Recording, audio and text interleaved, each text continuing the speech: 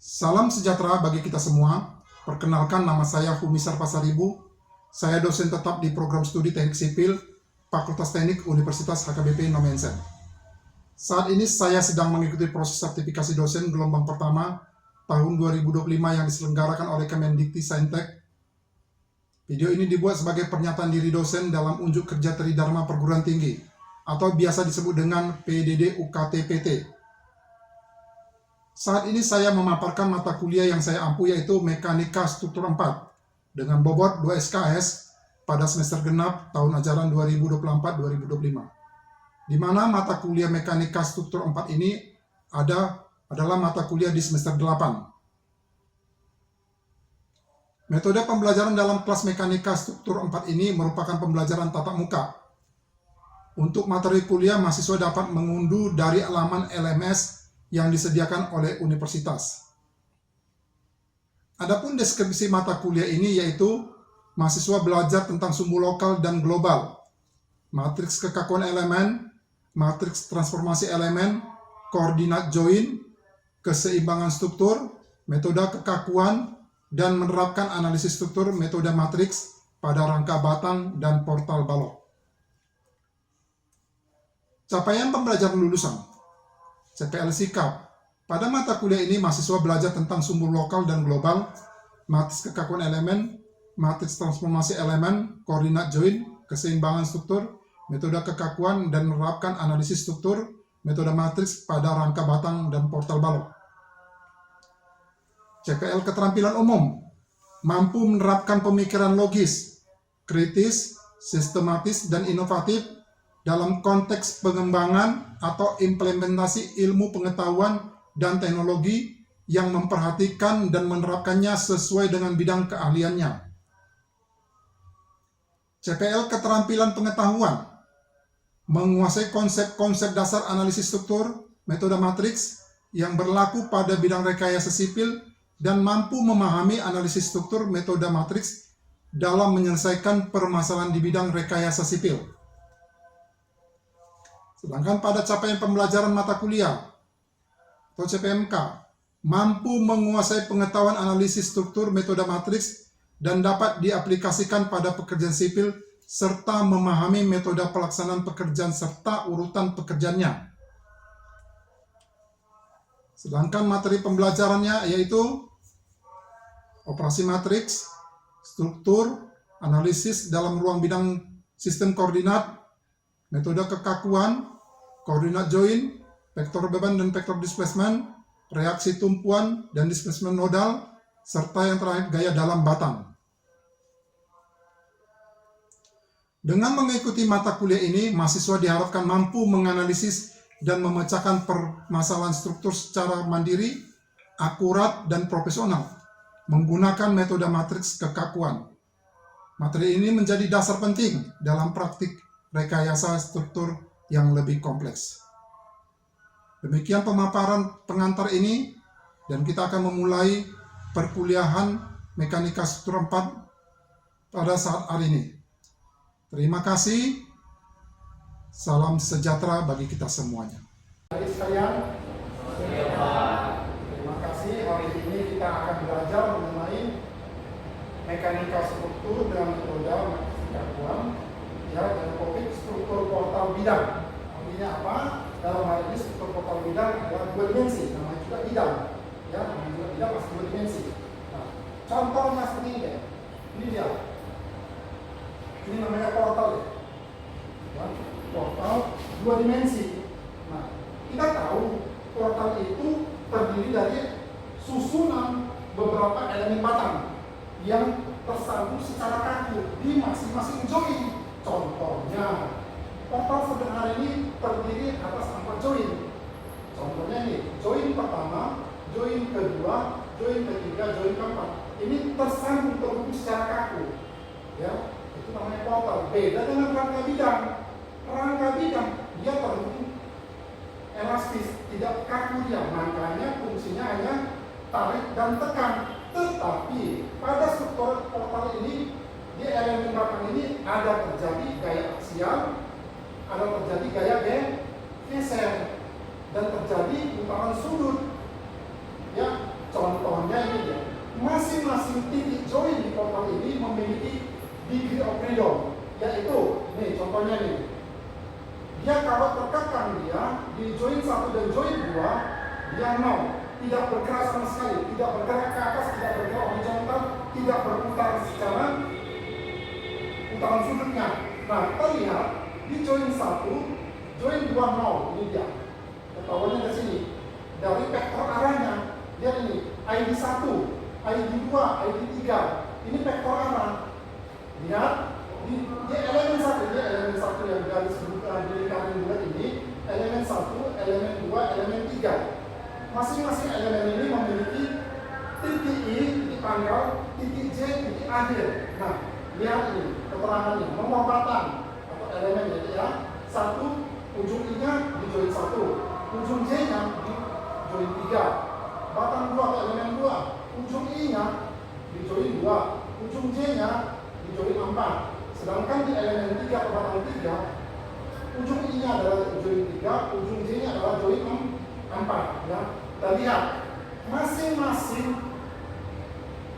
saya katakan tadi, masing-masing di titik join memiliki 3 derajat kebebasan atau degree of freedom. Nah, lihat kalau di sini udah tadi jelas ya, apakah dia 0. Nah, ini join bebas namanya. Ada berapa join bebasnya? Ada 2. Berarti degree of freedom dari struktur ini adalah 2 dikali 3 sama dengan 6. Artinya apa? Nanti matriks yang terbentuk adalah 6 kali A6, atau matriks kekakuan globalnya terdiri dari ukuran 6 kali 6. Kita lihat nanti hasilnya ya. Ini dia. 6 kali 6 itu dari mana? 3 disumbang dari join 3, 3 disumbang dari join 4 ya. Ini dia vektor arahnya ya, tadi saya katakan tadi ya.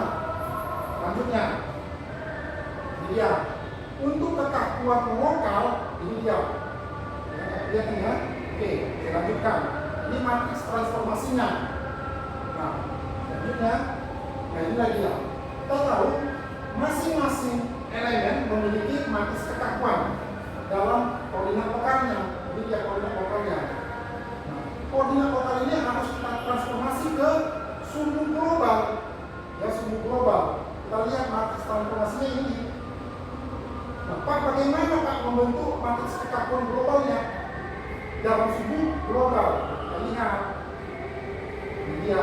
Untuk membentuk matriks kekakuan global di masing-masing elemen batang adalah seperti formulanya.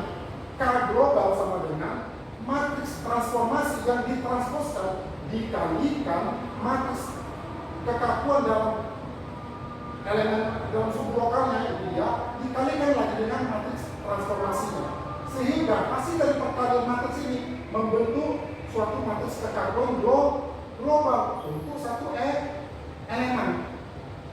Paham sampai sini ya? Nah, selanjutnya kita masuk ke contoh ya. Nah, ini dia. Langsung aja ke contoh biar kita paham. Nah, perhatikan ini dia. Contohnya. Ini agak ringkas banget ya. Nah, ini dia. Ini suatu portal dibebani. Di bawahnya ada beban rata. Besarnya Q-nya 60 kN per meter. Kemudian ada beban titik atau beban terpusat dalam arah horizontal bekerja di join 3. Jadi ya. Nah, sekarang bagaimana kita menyelesaikan atau menganalisis strukturnya atau analisis strukturnya bagaimana? Sehingga nanti diperolehnya gaya aksial, gaya geser, gaya normal. Dari gaya geser dan gaya normal, gaya momen ini kita peroleh nanti bidang gesernya, kemudian bidang normalnya, bidang momennya. Nah, yang gunanya untuk apa? Bidang geser nanti kita untuk mendesain tulangan geser. Bidang momen gunanya untuk apa? Untuk mendesain tulangan pokok, ya. Oke. Nah, perhatikan. Tadi kita sepakat bahwa nanti bentuk portal seperti ini adalah matriks kekakuan strukturnya adalah ukuran 6 kali 6, di mana disumbang dari 3 dari join 3 dari join 4. Perhatikan. Ini ya, penyelesaiannya. Kita harus tahu dulu bahwa batang 1 ujungnya di mana, batang 2 ujungnya di mana, selanjutnya batang 3 sampai ujung-ujungnya di mana. Oke, setelah dapat itu kita masuk ke penggambaran diagram kebebasannya. Lihat ini, perhatikan zona 3. Deformasi dalam arah U1 itu deformasi dalam sumbu X. Deformasi arah U2 bergerak ke arah Y. Kalau di beberapa aplikasi dia sumbu Z. Ini karena dia berdimensi maka sumbu Y. Nah kemudian putaran sudut yang terjadi di zona 3 ini sebesar U3. Kemudian kita berangkat ke zona 4 yang terjadi bagaimana? Deformasi yang terjadi di arah X itu U4, arah Y U5. Putaran sudut terjadi adalah U6. Sedangkan di zona 1 dan zona 2 adalah 0. Paham ya? 0. Nah, perhatikan. Nih, kita langkah pertama kita harus mencari los penampang dari masing-masing elemen. Ini dia. Batang 1, batang 2, batang 3, ini dia los penampangnya.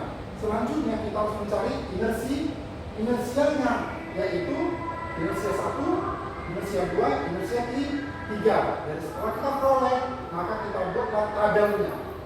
Nah, tabelnya seperti ini deh. Perhatikan. Ini tabel katakannya masing-masing ini kita cari. EA per L, 4EI per L, 2EI per L, 6EI per L per 2, sampai dengan 12EI per L pangkat 3. Ya, setelah kita peroleh masing-masing batang, maka kita cari orientasi dari masing-masing batangnya, yaitu mencari sinus dan kosinusnya. Kita lihat masing-masing untuk batang 1, kosinusnya. Kita lihat cara mencarinya X1, X2 dikurangi X1 dibagi L. Didapatlah kosinusnya 0 untuk batang 1. Kita lihat kalau batangnya yang tegak, pasti kosinusnya 0 karena kosinus 90. Nah, lihat ini sinusnya. Kalau dia 90, sinusnya pasti 1. Nah, ini dia untuk batang 1. Pak, gunanya apa ini, Pak? Untuk mencari matriks transformasi, ya. Kita lihat untuk batang 2. Ini dia batang 2. Nih, batang 2 ya. Nah, selanjutnya setelah dibuat ini nanti dapat matriks kekakuan global ya untuk batang 1 ini. Oke. Nah, di sini nanti yang namanya vektor arah tadi 0, 0, 0, 1, 2, 3. 0, 0, 0, 1, 2, 3. Pak, gunanya apa itu, Pak? Itu adalah kata kunci untuk membuat programnya. Ya, dalam hal ini kita semi otomatis karena kita menggunakan Excel. Ya, kalau kita menggunakan bahasa pemrograman itu sebagai identitas. Ya, identitas for ke berapa I, kemudian M for ke J ke berapa sampai dengan ke M. Itu artinya vektor arahnya ya, untuk kita menggunakan bahasa program. Tapi karena ini kita ya semi otomatis ya, karena kita menggunakan Excel. Nah, selanjutnya kita berangkat ke batang 2. Nah, batang 2 kita cari dulu sinusnya, baru masuklah ke matriks transformasinya. Kalau matriks transformasi untuk batang 2 adalah seperti depo. Selanjutnya, nah inilah diperolehlah matriks kekakuan untuk sumbu lokal, ini dia. Kemudian dapatlah matriks kekakuan untuk batang 2 di dalam koordinat globalnya, ini dia. Nah, begitu juga selanjutnya sampai dengan batang ketiga. Nah, setelah dapat, maka kita ramu lagi ya sedemikian rupa. Contohnya seperti ini. Ini vektor arah tadi batang 1.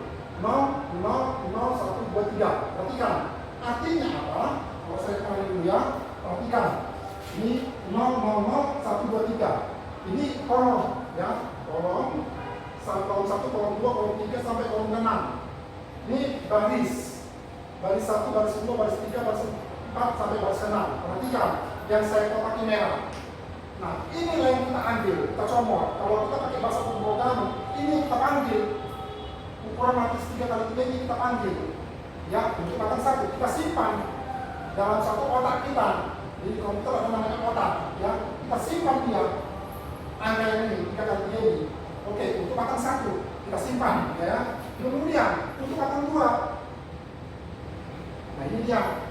Batang 2 tadi kita tahu kan 0, 0, 0, 456 kan? Ini dia 0, 0, 0, 456. Ini dia 0, 0, 456. Kemudian ini barisnya 0, 0, 0, 456. Saya turun kota ini karena kita masih semi otomatis. Oke, nah kemudian setelah dapat diramu, masuklah ke pembebanannya. Ya, karena dia beban merata dan beban terpusat maka kita gunakanlah dia beban ekivalen atau beban titik ekivalen. Ya. Setelah itu dia dapat kita cari beban titik ekivalennya, maka kita ramulah dia untuk mencari deformasi. Nah, ini dia deformasinya. Nah, setelah dapat kita deformasinya, diperhatikan ya. Nah, ini dia. Setelah dapat deformasinya, kita buatlah diagram bebas seperti ini. Dapatlah gesernya berapa, momennya berapa, kemudian kita buatlah diagram gesernya, diagram aksialnya, diagram momennya, dapatlah dia. Setelah dapat ini semua, maka kita masuklah ke reaksi tumpuannya, mencari reaksi tumpuannya. Nah, kita lihat ini reaksi tumpuannya. Kalau kita lihat reaksi tumpuannya ini dia. Untuk dijepit di join A, di join 1, kemudian dijepit di join 2. Dapatlah ini dia. Besarnya, momennya berapa, deformasinya berapa, kemudian putaran sudutnya berapa.